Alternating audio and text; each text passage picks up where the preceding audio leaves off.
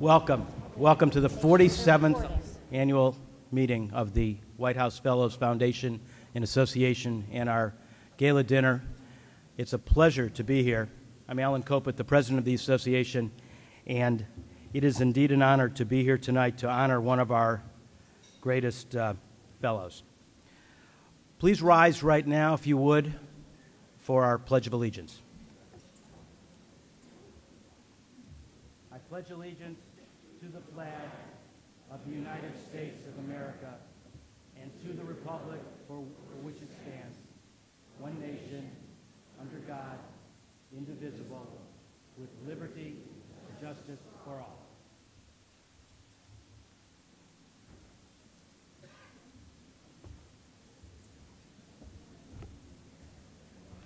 Ladies and gentlemen, we'd like to take a few moments of silence to recognize the White House Fellows that we lost this past year and to remember our brothers and sisters from the years before.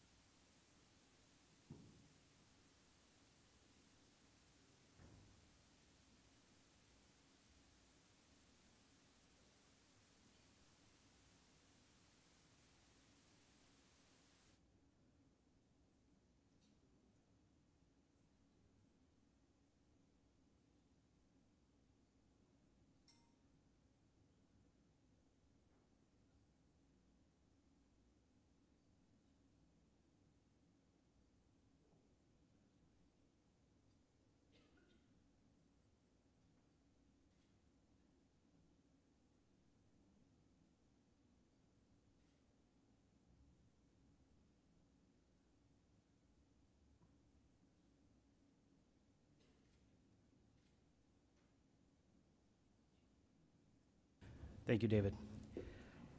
I want to pause for a moment because last week we lost one of our founding friends, Bill Friday.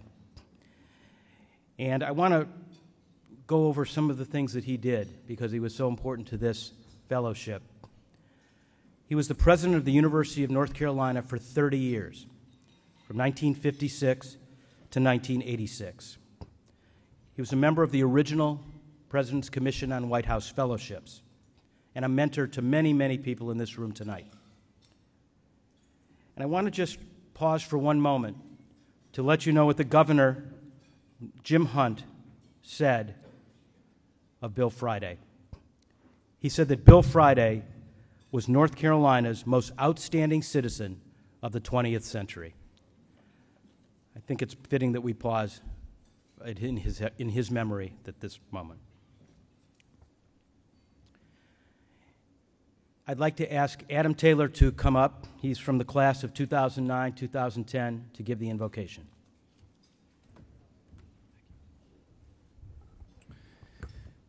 First, just let me say it's a distinct honor to be able to offer this invocation. Just ask that you would pray with me in whatever way you feel comfortable.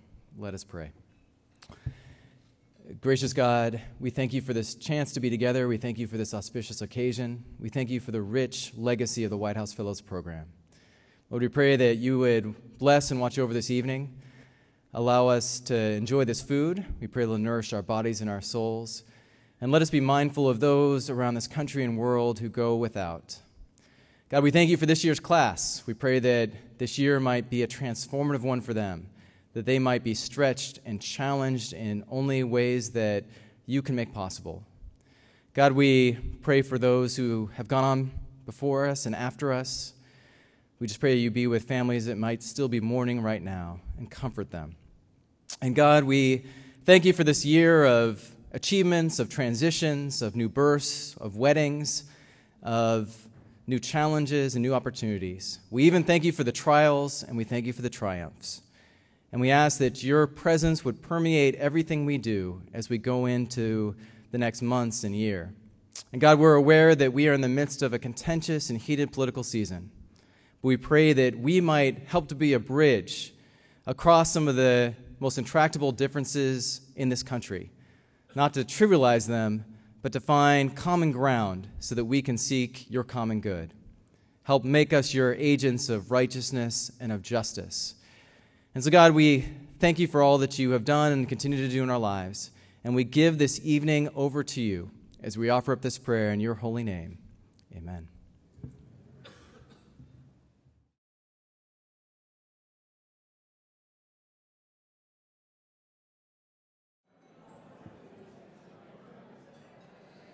Ladies and gentlemen, I want to welcome you all to the 2012 John W. Gardner Legacy of Leadership Award Dinner, celebrating the 47th anniversary of the White House Fellows Program, and honoring our great friend, John DeLuca, this year from the class of 1965-66, this year's recipient of the Gardner Legacy of Leadership Award.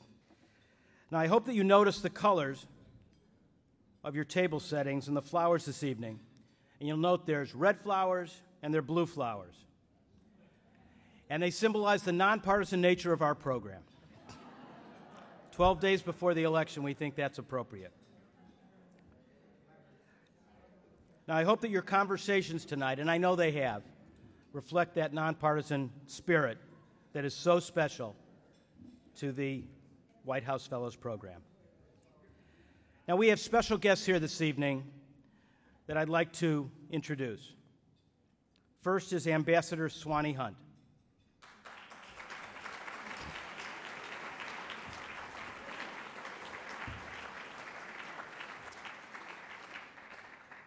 And a dear friend of this fellowship and the wife of one of our dearest friends, Jack Valenti, Mary Margaret Valenti.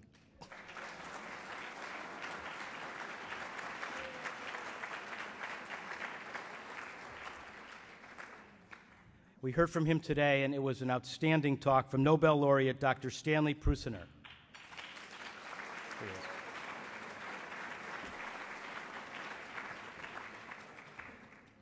Joseph Gallo.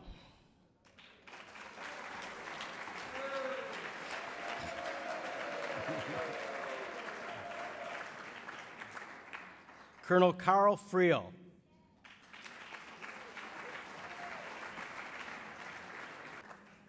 The family and friends of the 1965-66 White House classmates of John DeLuca. At all this table.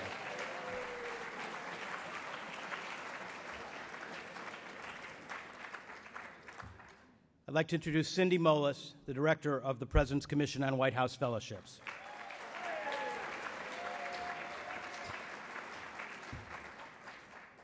And the White House Fellows class of 2012-2013. Please stand up.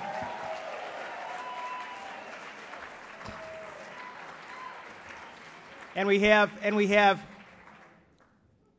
some more special guests. Senator Charles Robb and Linda Robb are here.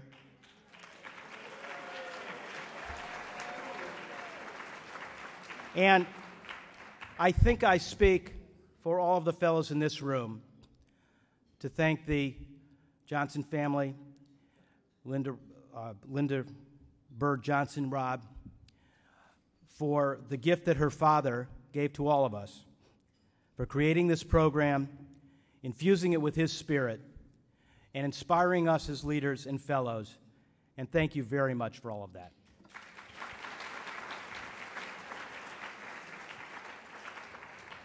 Now, as you came in tonight, and as you can see in the back, you may have noticed the list of some of our sponsors. They're in the program as well. They're patrons who have contributed to this special event and make this leadership conference possible and help us to defer some of the costs of this event. First and foremost, I want to introduce a special platinum sponsor, ITT Excelis. My classmate, Dave Melcher, is here. He's the president and CEO of ITT Excelis. Dave, thank you. Again, another platinum sponsor, Joseph Gallo. Now, there's this great law firm in Cleveland, Ohio, called Hahn, Lozier and Parks, and that's represented by yours truly. I'd like to recognize my law firm. The Ernest Gallo Research Center, represented by Nancy Green and John DeLuca. The California Cut Flowers Commission that has provided all the flowers that you see on your beautiful tables here tonight. And for the 5th year in a row, the Tom and Edwina Johnson Family Foundation has once again sponsored this Legacy of Leadership dinner at the highest level. Thank you, Tom. And Edwina, thank you very much. Now, there's this great class. You know, we always talk about the great classes. And clearly the greatest class was 1987-88. I know that some of you might dispute that. But we're having our 25th anniversary tonight. And Dave and I were in that class, and we stepped up, and every single person in our class contributed to a sponsorship of this event. And I want to thank everyone from that class. Dave, I'm going to let you represent the class tonight.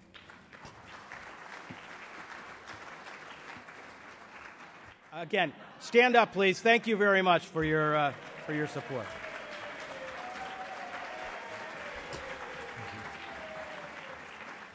Now, there's this very mysterious fellow who sponsors the event, and he only wants to be listed, or she, for that matter, as a grateful White House fellow, but we should thank that person, don't you think? And I want to also acknowledge all of those White House fellows listed in our program who have been so generous in their sponsorship and patron level of this 47th annual anniversary celebration. This is just a great event.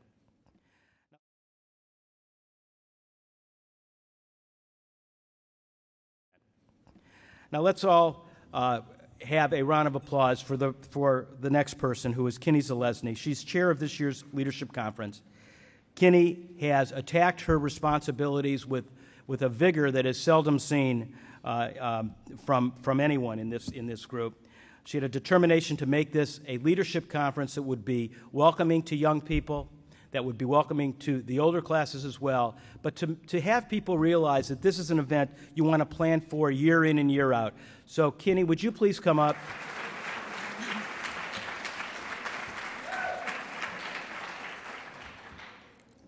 So last winter, Bob Edmonds called me and he asked me, would you like to organize and chair the White House Fellows Conference?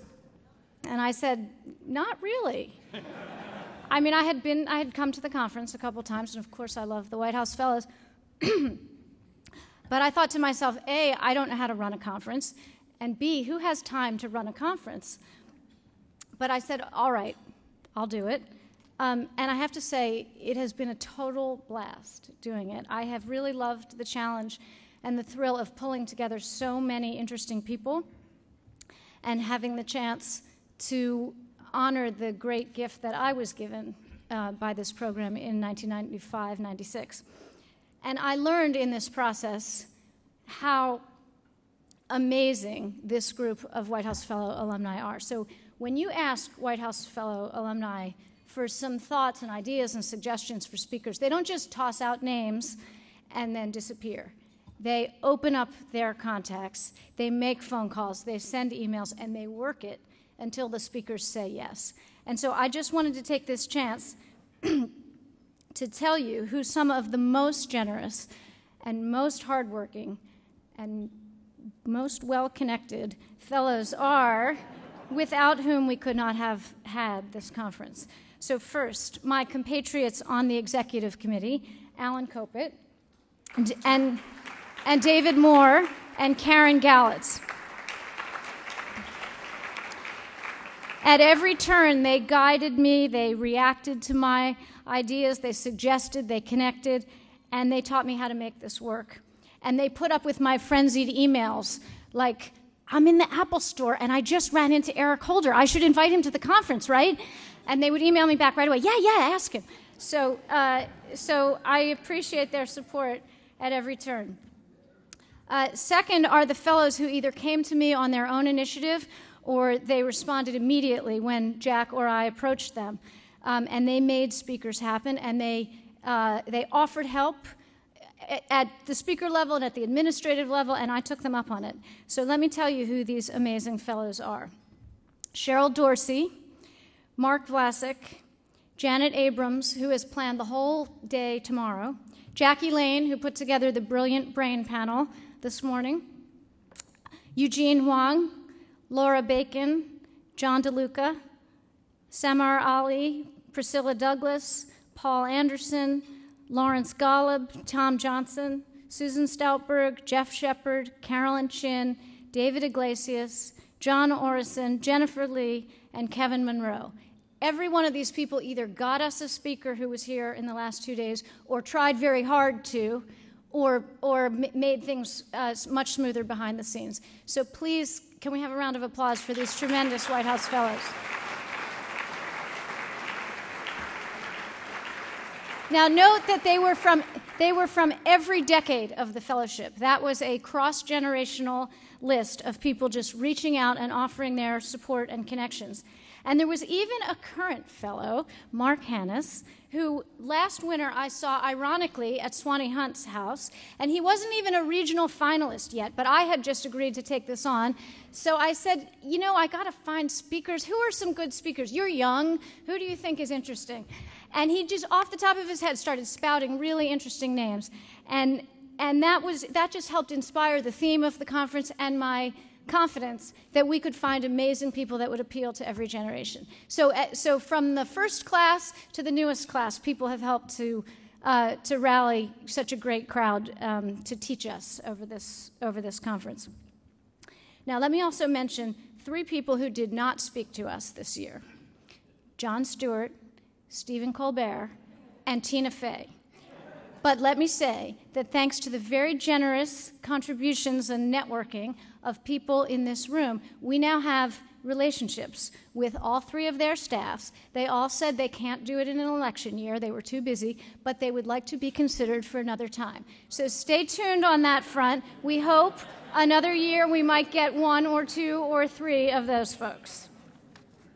3 last people.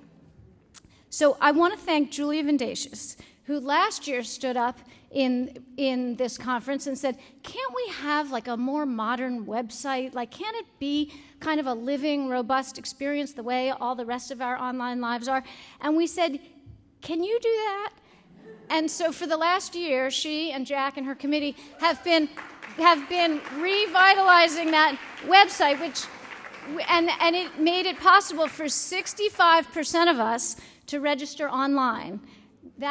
We weren't even close to that last year. By next year, we hope it'll be 100%. But Julia has helped to bring us into the 21st century, and we really, really appreciate that. Cindy Mullis, who offered help in so many ways and is a good friend, a strong leader of the current fellows, and a great connector between the current classes and us old folks. So thank you, Cindy.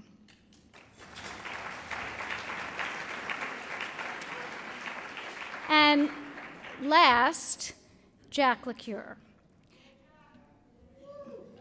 Everyone in this room knows Jack LaCure. Jack was a fellow seemingly before John Gardner ever even thought of the fellows program. Jack runs everything behind the scenes. He runs things over the scenes, under the scenes, next to the scenes. Jack runs everything, and he cares passionately and profoundly about the values that this program stands for. But he is also a great connector and a great communicator and a great colleague and a great friend.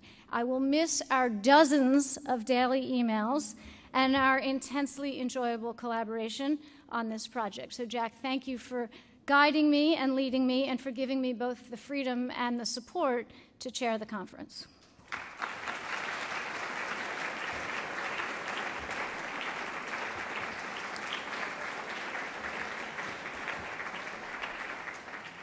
Now, just 2 last administrative things, because I can't possibly talk to you all without telling you some administrative detail.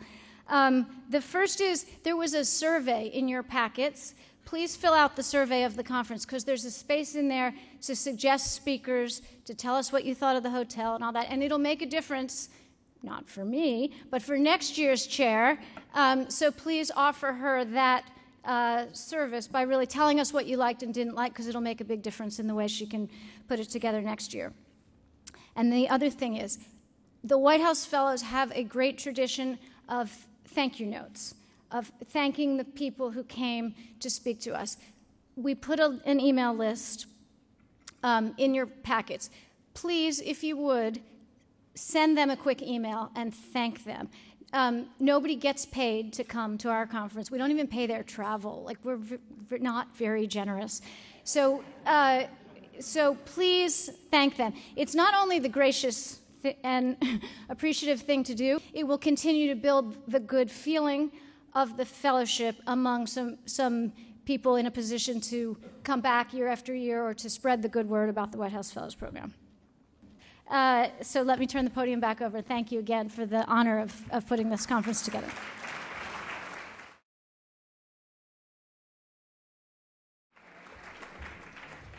Well, I think Kinney did such a good job that she should do it again next year. What do you think? All right. It's appropriate that one of our honored guests tonight again is Mary Margaret Valenti, the wife of the best friend of the White House Fellows for 42 years until his death in 2007, Jack Valenti. Earlier today, the White House Fellows Community of Mutual Support took the time to recognize Susan Eisenhower with the 2012 Valenti Award of the White House Fellows, and she was touched by the fact, Mary Margaret, that the name Valenti was on her award. She specifically mentioned that.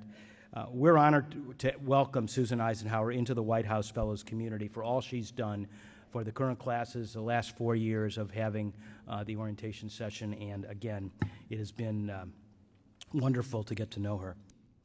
I want to just say a few words about the last year, because we embarked on a journey called The Way Forward that was led by my predecessor, Karen Gallitz, my close friend, and she couldn't be here tonight.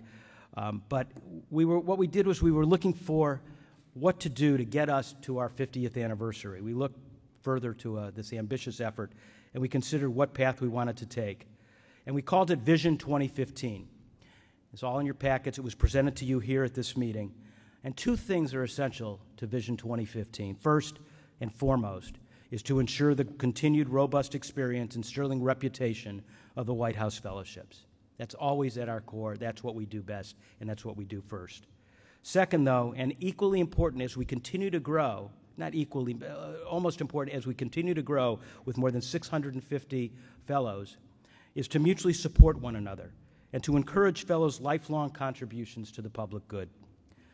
Now, while the seminal role of this association has always been to support and promote the White House Fellowships, it's at our core, it will always be at our core, but with more than 650 alums and with the challenge given to us by John Gardner asking us to continue to renew what our organizational mission is, we needed to look ahead to the true spirit of our community of mutual support, mindful of our core to support the fellowships.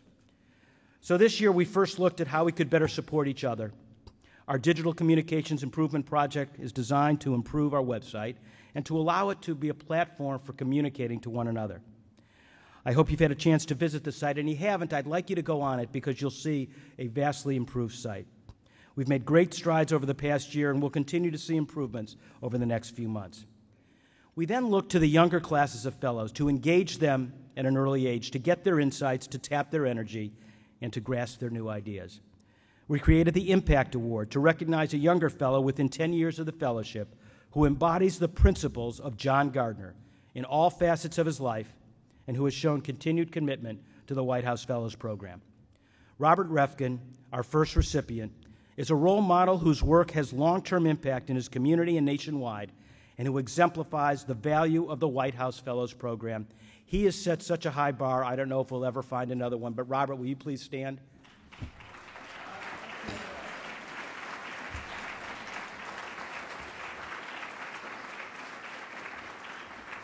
And we also wanted the voices of the younger fellows on our board, and we added an ex officio member to the board so that now the last two classes of fellows have representation on the board. Tom Fisher from the class of 2010 and 11 has already made great contributions to our work, and he'll continue on the board for another year. And we look forward to welcoming Ziad Heather from the class of 2011 and 2012 next year. Now, so important to our recruitment of new candidates to the fellowship and to the outreach to our new communities is the outreach committee that we've put together. It's very important to the President's Commission, and it's very important to each of us. And under the leadership of Jackie Lane, we have an ambitious new program. And I urge all of you to consider holding an outreach event at your home.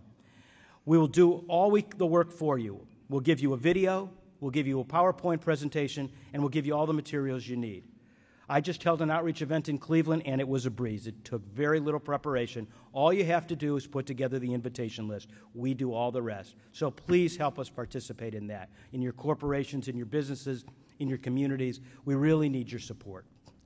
And finally, your board developed a Vision 2015 that we've mentioned to help chart the course into the next 50 years. I'm pleased to announce that we will embark on a vigorous development plan over the next 3 years to help us fund our activities and to assure that the class of fellows each year has the same educational and travel opportunities that we had during our fellowship year. Now, I too will close with a few thank yous. First, and it better be first, to my wife, Susie, who has put up with my many conference calls, trips to Washington, and so much weekend work. Thank you so much. And I love you. Second, to the board of the White House Fellows Foundation and Association, who really, really made my job easy.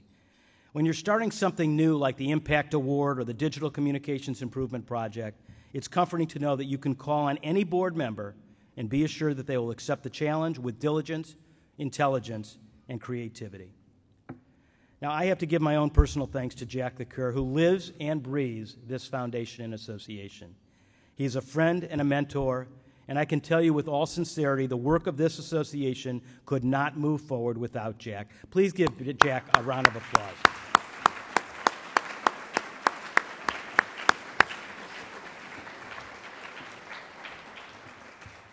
And finally, to all of you, and to the fellows that could not be with us tonight. Those who have gone before me have spoken of the honor and the privilege it is to lead this organization. Until given the chance to do so, though, I didn't fully appreciate what that meant.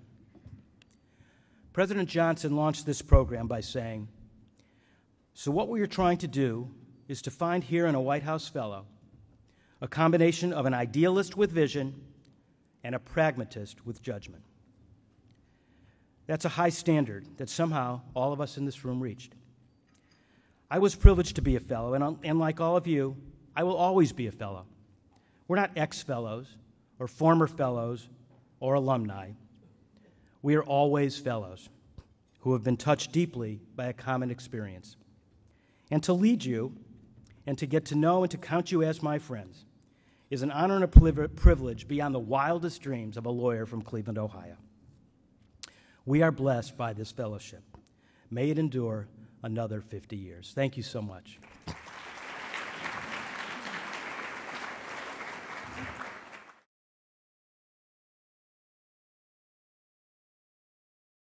And now, the John W. Gardner Legacy of Leadership Award was established by the White House Fellows Foundation and Association in 1999.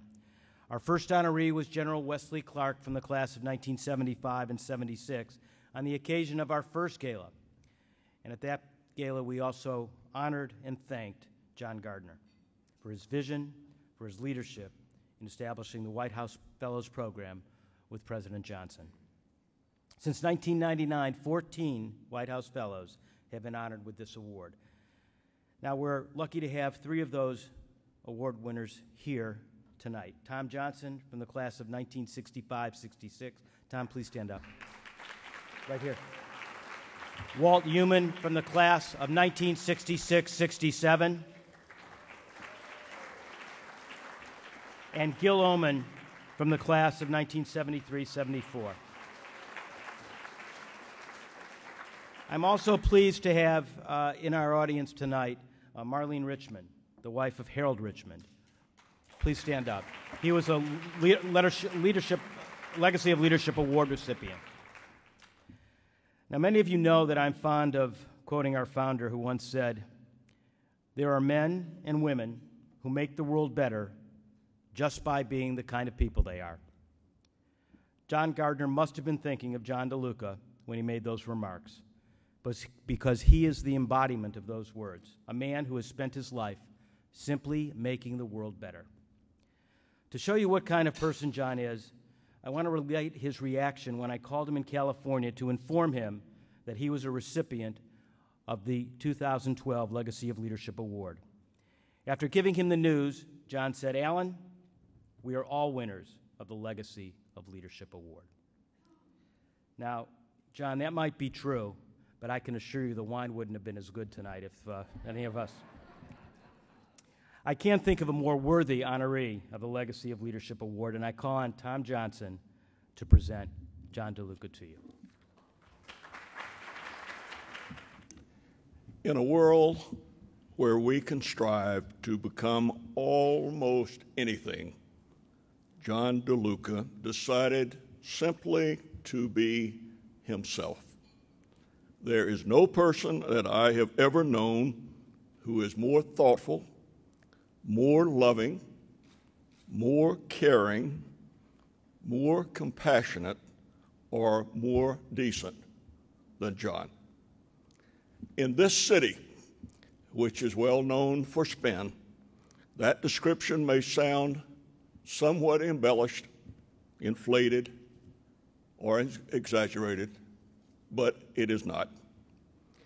Those of us who have shared life's journey with John know that there simply is nobody finer. Nobody. Edwina and I have been privileged to have known John and Josephine and their family very personally for now 47 years. And what matters most to him are the people that he loves and the people who love him, so many of whom honor John by being here in this room tonight, his family and his friends. Perhaps it is John's Sicilian heritage that instilled in him his devotion to his family. Those family roots go very deeply into the soil of the old country and to their traditions. John has been very fortunate to have had at his side for most of this journey one of the most beautiful, most talented, and most supportive women that we've ever known, and that is Josephine.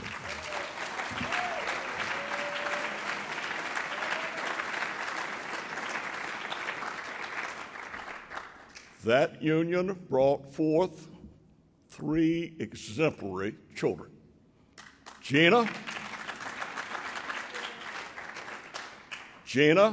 Stan, Carla, and Perry. Please stand. Come on up. Stand.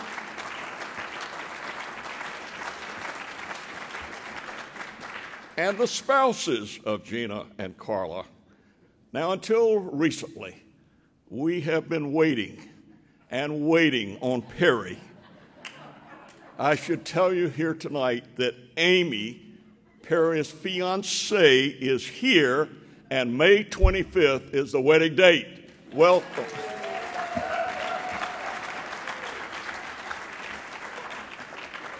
And while I see that all 3 are still up, the 3 grandchildren who bring so much laughter and so much love to their lives, Jeremy, Sophia, and Julia. Stand up.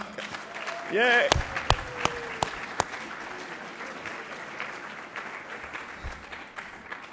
And I'm always reminded of the quote that those we have held in our arms for just a little while, we hold in our hearts forever. And I'm so glad that those 3 grandchildren are here. Now, why was John DeLuca chosen for this John W. Gardner Legacy of Leadership Award? That is because John has led a career of selfless service to our nation, and because for 47 years, John has been an extraordinary supporter of the White House Fellows Program. At its creation, John Gardner challenged us to commit ourselves to a lifetime of public service and to return to our communities and to our professions to become genuine agents of change and renewal, and devote ourselves continually to strengthening the White House Fellows experience so that fellows who come after us have at least as good and hopefully even better experience that we had.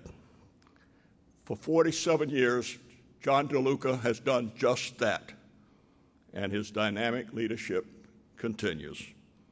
Even before being chosen for the first class, the originals, John pursued his passion for public service. He earned a master's degree in Soviet studies from Harvard, was present in Moscow for the infamous kitchen debate between Premier Nikita Khrushchev and Vice President Richard Nixon. As a White House fellow, he served with distinction on the National Security Council staff. He was an international affairs advisor to then Senator Frank Church, and in 1967 received his PhD in international relations from UCLA. In 1968, John became deputy mayor of San Francisco, and what a very turbulent time that was. He was in charge of the day-to-day operations of that very complex and beautiful city. His diplomatic skills were put to the test during an era of the Zodiac and zebra killers, of significant labor strikes, and of demonstrations following the deaths of Senator Robert Kennedy and Dr. Martin Luther King. John was then recruited, and Mr. Gallo, we are very grateful to you and your family. John was recruited to become president of the California Wine Institute, where he served for nearly 30 years. And during that time, much to the amazement, but much to the joy of so many of us, scientists and physicians actually determined that drinking moderate amounts of wine is good for us.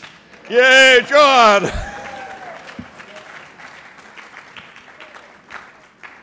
John is now the chairman of the Ernest Gallo Clinic and Research Center and president of the Gallo Institute. He is leading a major effort to address mental health and addiction issues that are affecting our veterans and our active duty military personnel. And as I said, Mr. Gallo, thank you for all that you and your family have meant to the DeLucas and to the wonderful world of wine that we all enjoy.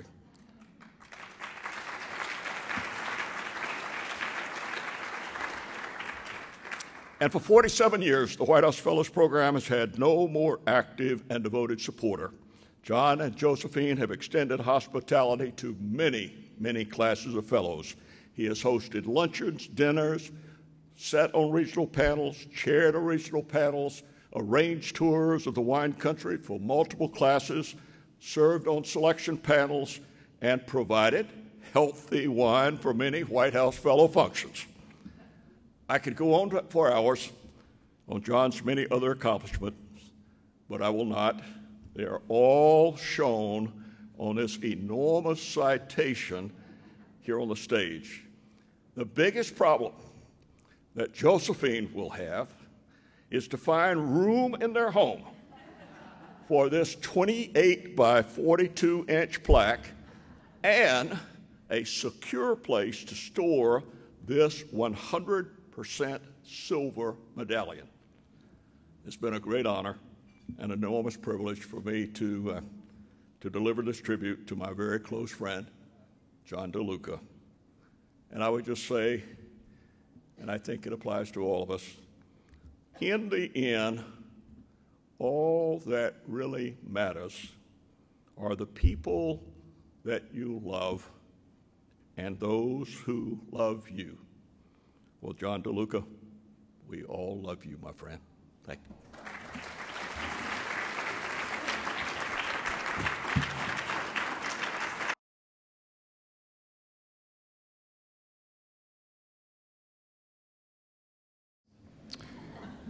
I'm only going to take a few seconds.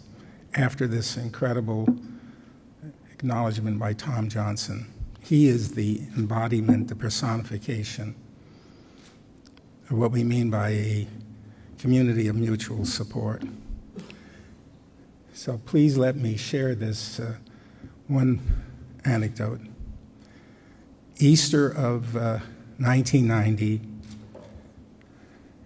at Mass, I collapsed, took me to the hospital, and they said I had had a ruptured colon and was threatened with peritonitis. Josephine was with me, and they said I had to have emergency surgery the next morning. And she stayed as long as she could. During the night, I woke up, and kneeling at the bed was Tom Johnson. He held my hand through the whole night. I'm going to put this here, please.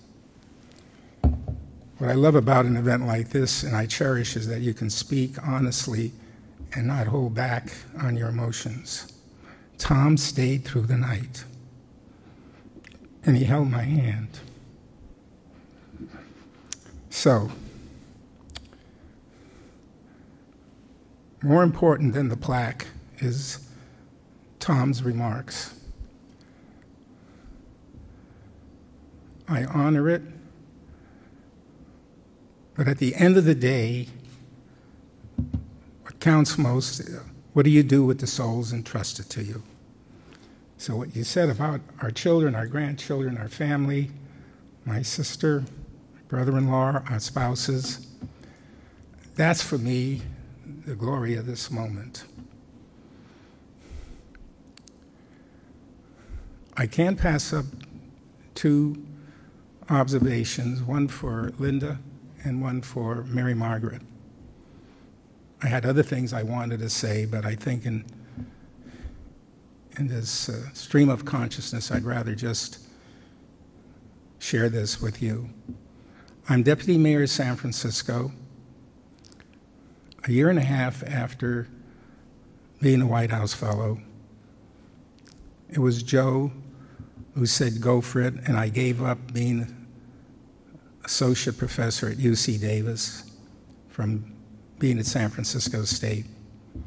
And she was the one who said, this was our wedding date. The date was June the 26th. I'll move the date to June the 19th.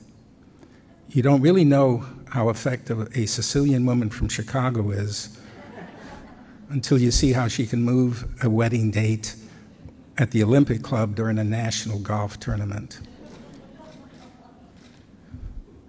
But I said I had this UC Davis appointment, and she said, we're not going to go to UC Davis, we're going to Washington, and you'll be selected.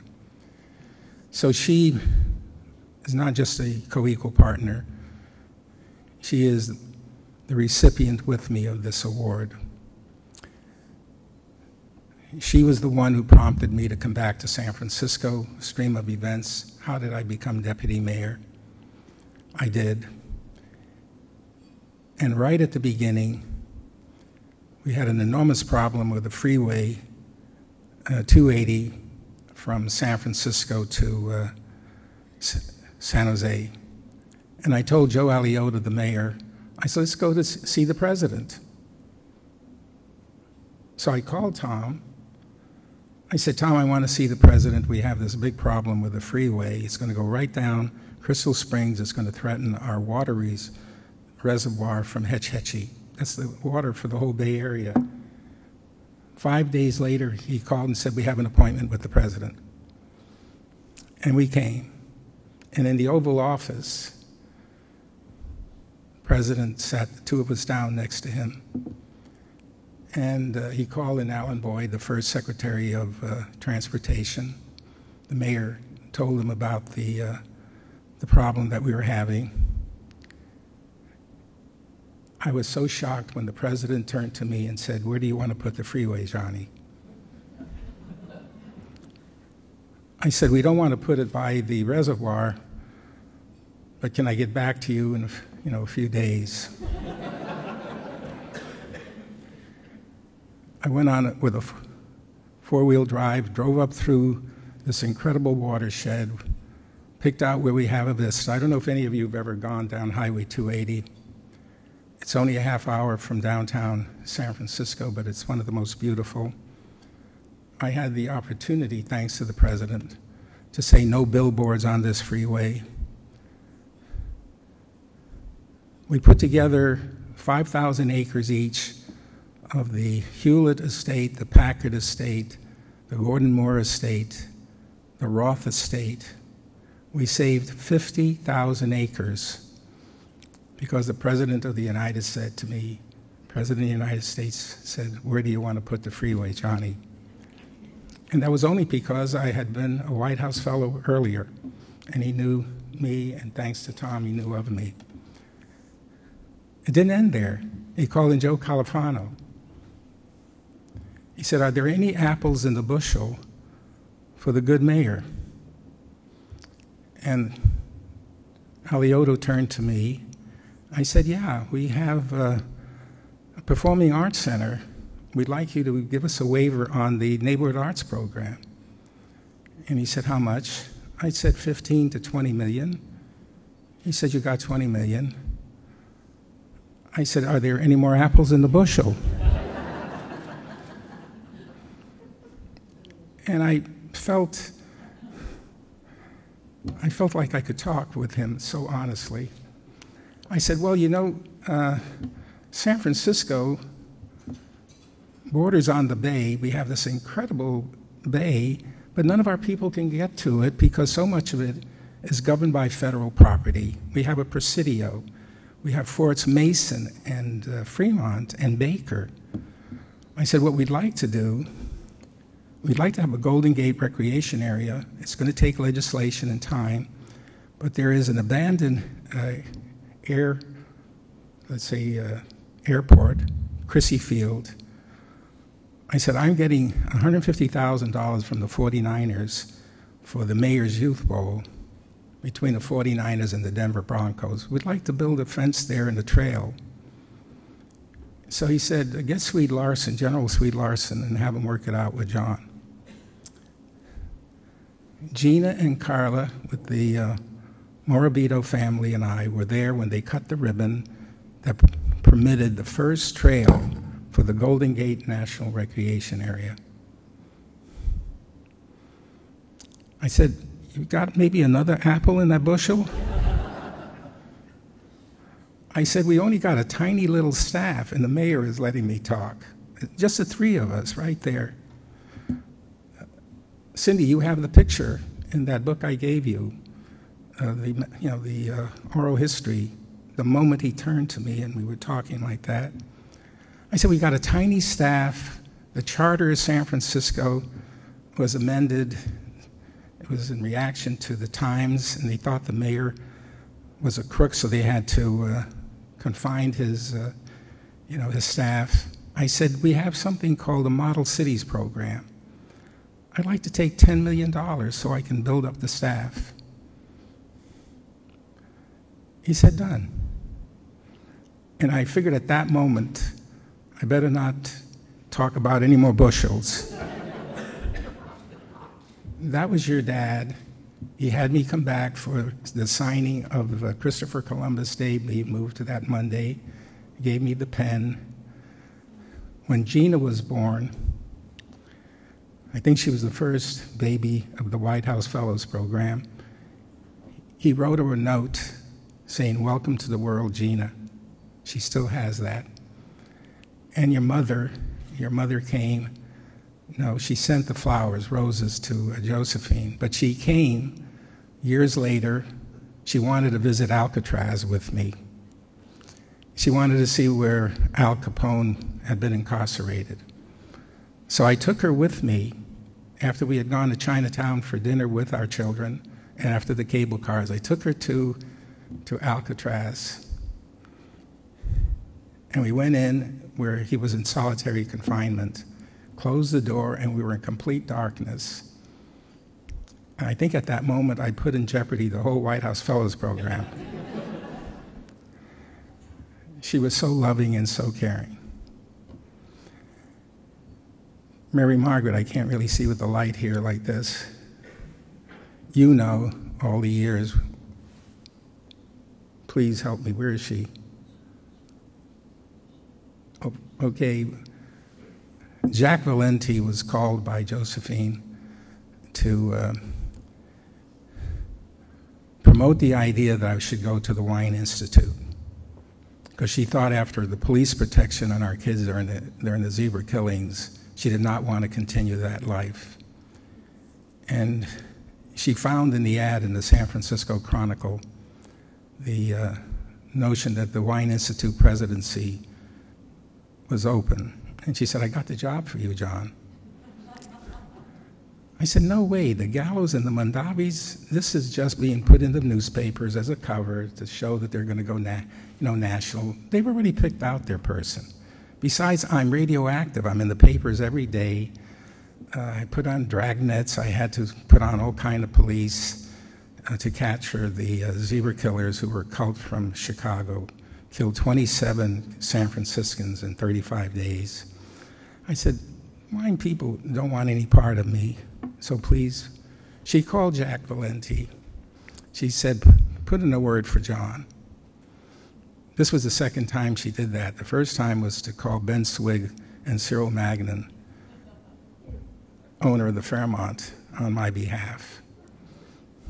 So she was the choreographer. She was, in fact, the woman who navigated through the reefs and shoals of our life. But with Jack Valenti, Jack came to the Wine Institute 3 times, only one who ever did that often.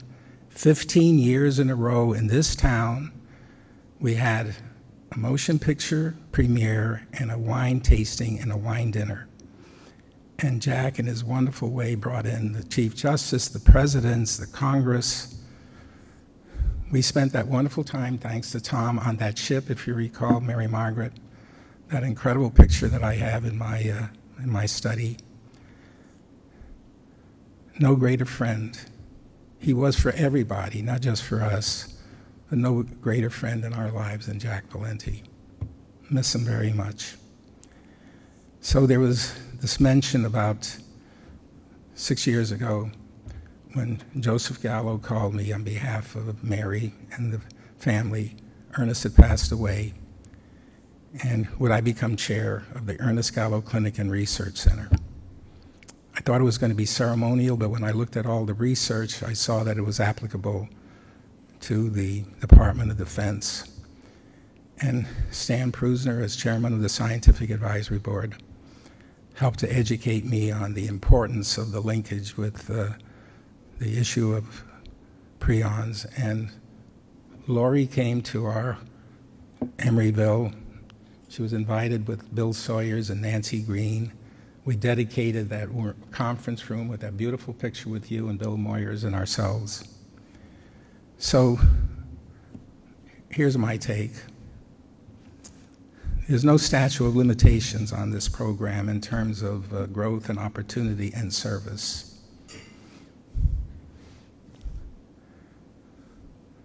It's almost half a century since we were in that program, started it, and I'm so delighted to have my colleagues here because you ought to know that we felt like it was going to be instant crib debt syndrome. We were only given really the first 2 years. That was the grant by John Gardner.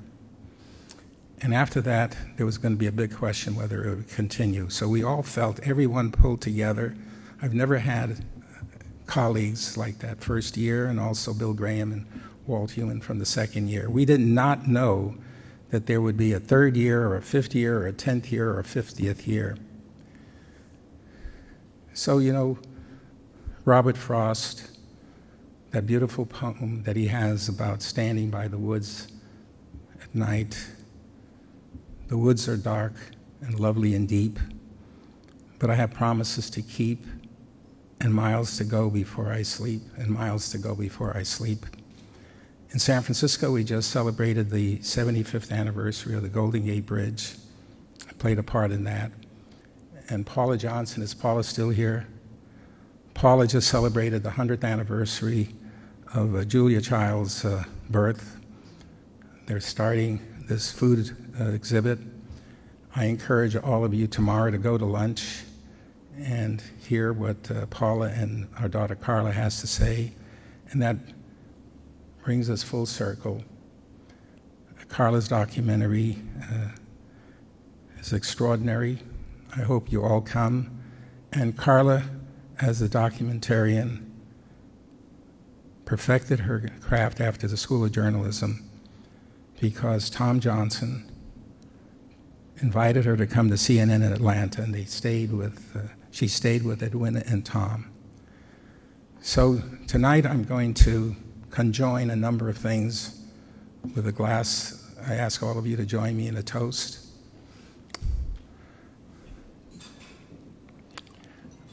The spouses, men and women of this program, you've all been a community of mutual support.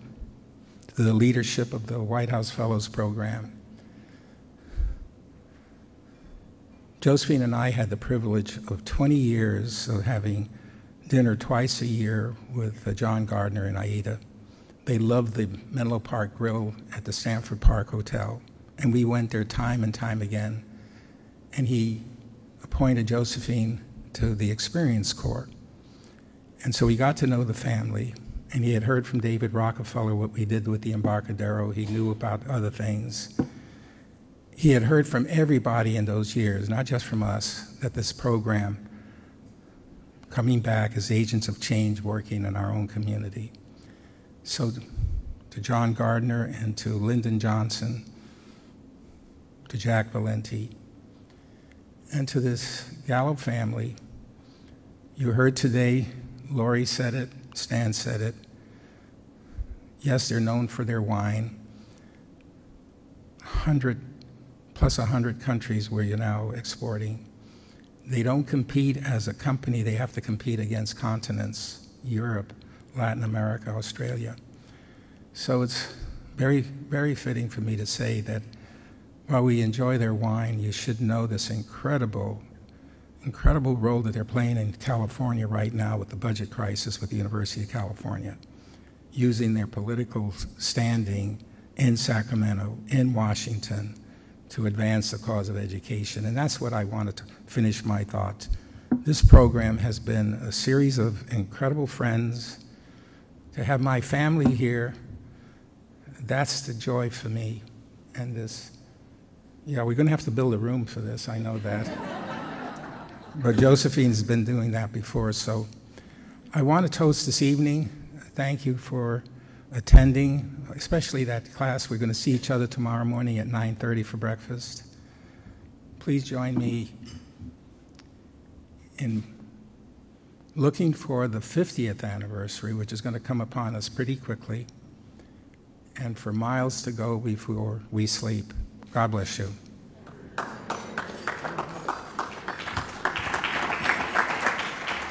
Now, my last honor as the president of the White House Fellows Foundation and Association is to put this medal onto John DeLuca. Wow. It is beautiful, well-deserved, and thank you for your fellowship. Oh, wow. Thank you.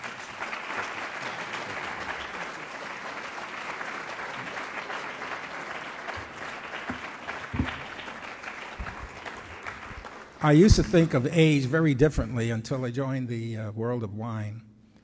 I'm going to be 79 in a month, and I never thought of age as perfecting anything. I do now. Thank you.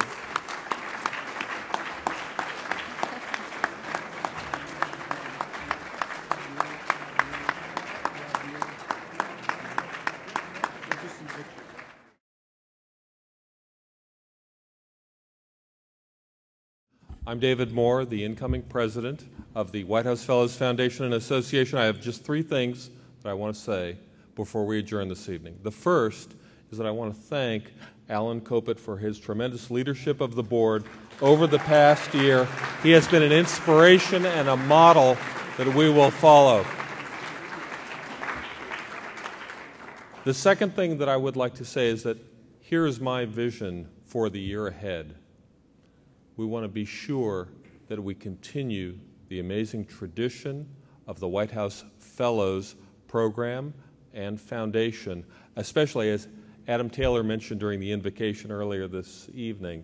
We need to help serve as a bridge to ensure that continuity, and so that will be foremost in my thinking as we go forward this year. And third, may all our men and women in uniform overseas in Iraq and Afghanistan come home safely. Good night.